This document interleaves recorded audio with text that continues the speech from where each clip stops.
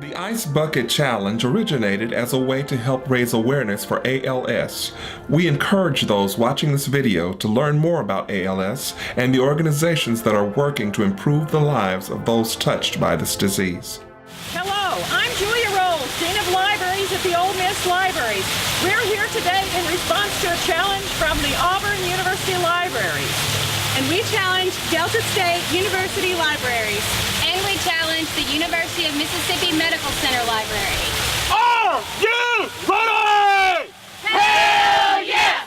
Damn right! Honey, honey, got somebody, who the hell are we? Hey, flim, flam, bam, bam, Ole Miss, by damn!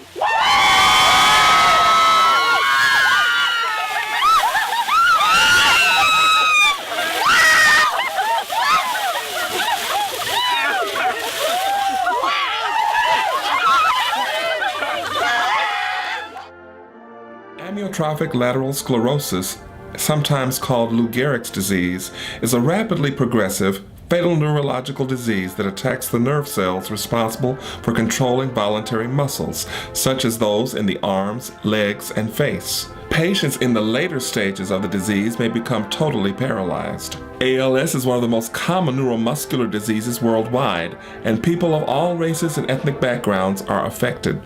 The cause of ALS is not known, and scientists do not yet know why ALS strikes some people and not others. While there is not a cure or treatment today, recent research has brought a wealth of new scientific understanding regarding the physiology of this disease. The primary organization receiving donations as a result of the Ice Bucket Challenge is the ALS Association.